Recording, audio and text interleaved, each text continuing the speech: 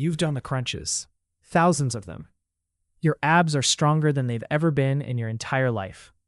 And your belly fat hasn't moved. Not 1 millimeter. Here's the uncomfortable truth. The exercise you picked to burn belly fat was never going to burn belly fat. Not because you didn't try hard enough, but because that's just not how fat works.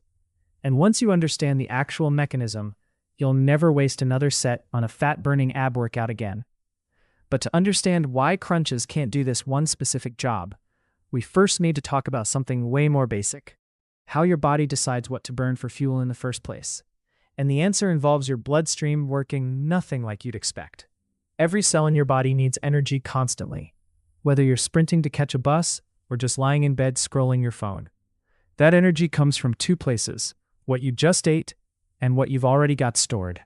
Think of it like your kitchen. Your muscles keep a small stash of ready-to-use fuel right inside the muscle cell. That's glucose, basically your kitchen counter snacks. It's already sitting there, so it gets grabbed first.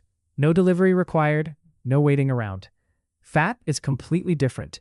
Fat isn't sitting in the muscle waiting to be used.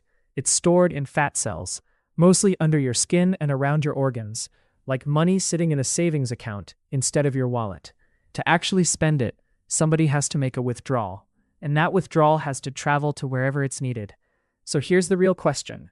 How does fat sitting around your stomach actually turn into usable energy for, say, your legs while you're out for a jog? The answer is where this whole spot reduction myth completely falls apart, and it involves your body basically making a phone call to every fat cell at once. When your body needs more fuel than what's currently floating in your blood, during a workout or after going a few hours without eating, your nervous system releases hormones that act like a knock on the door of every single fat cell they pass by. Literally, these signaling molecules bind to receptors on the fat cell's surface and basically say, "Hey, release some fat, we need it downstream." The fat cell responds by breaking its stored fat down into fatty acids and dumping them into your bloodstream. And here's the part that changes everything. Your blood doesn't work like a GPS route from point A to point B. It's a loop. Everything in your blood travels in a circle, out from your heart, through your whole body, and back again, over and over, all day long. So those fatty acids don't get some VIP escort straight to your abs or straight to your quads. They circulate past whatever fat cells happen to be along the route, and whichever muscle is actually working hard enough to need fuel right then pulls them out of the passing bloodstream and burns them. It's less targeted delivery straight to your door, and more first come, first served. Whoever's hungry enough grabs it. Which means doing 500 crunches doesn't summon some kind of delivery truck specifically to your abdominal fat cells. It just burns calories, period. But if that's true, then why does everyone, including probably you, still believe crunches target belly fat specifically? Turns out there's actual science that tested this exact question directly. Spot reduction is the idea that training one specific area burns fat specifically from that area. It's one of the most persistent myths in all of fitness, and researchers have tested it directly, more than once. In one well-known study, researchers looked at tennis players' arms.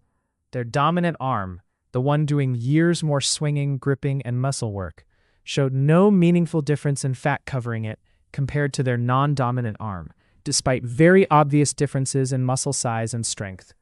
Same body, same fat-burning hormones circulating everywhere, but only one arm doing the targeted work, and it made no difference to the fat. More recent controlled trials had people train only one leg for several weeks straight. Same pattern. The trained leg got noticeably stronger, but fat loss happened evenly across the whole body, not preferentially on the leg doing all the work. So if targeting one area with exercise doesn't work, why does belly fat specifically get treated like public enemy number one, the last thing to ever go? That part isn't random at all, and it comes down to 3 separate reasons your body is basically rigged to protect that fat first. Reason 1. Hormones.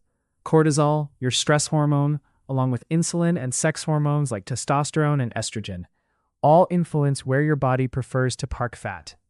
This is a big part of why men and women tend to store it differently on average, more centrally around the belly in men, more around the hips and thighs in women, and why chronic stress specifically tends to pack on abdominal fat rather than fat anywhere else. Basically, your stress hormones have a favorite storage unit, and it's your midsection. Reason 2. Your liver is right there. Fat stored deep in the abdomen around your organs sits right next to a blood vessel called the portal vein, which drains directly into your liver. One leading theory is this evolved to give your body fast, efficient emergency fuel access during real physical threats, like historically, running from something that wanted to eat you. Great system for surviving a predator. Less useful when the emergency is a stressful work email. Reason 3, and this one genuinely surprised me the first time I read it, is basic physics. There's a biomechanical theory that carrying extra mass close to your body's center of gravity is simply cheaper, energy-wise, than carrying it further out on a limb.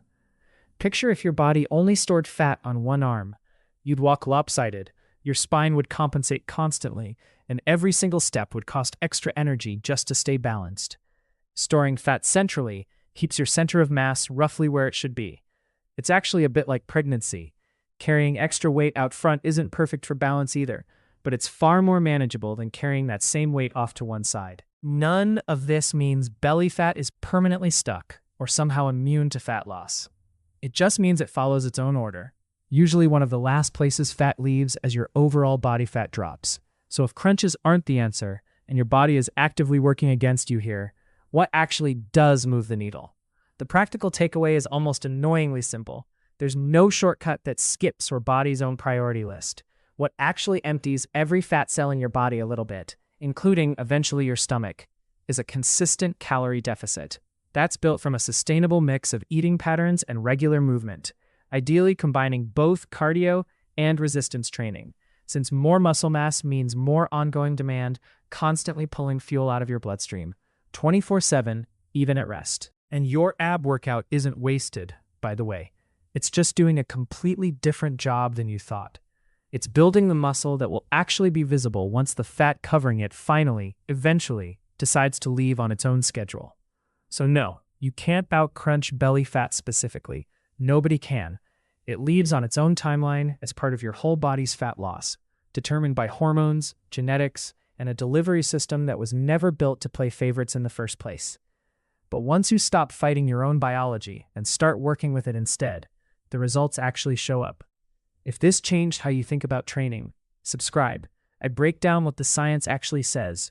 No fluff, no fear-mongering. And if you're still not totally sure why last week's ab workout didn't show up on the scale, that's okay. Go back and watch this one again. Sometimes the science needs to click twice before it actually changes what you do in the gym tomorrow. Your abs were never the problem. The timeline just was. And once you stop chasing a shortcut that was never going to work, you can finally start doing the things that actually do.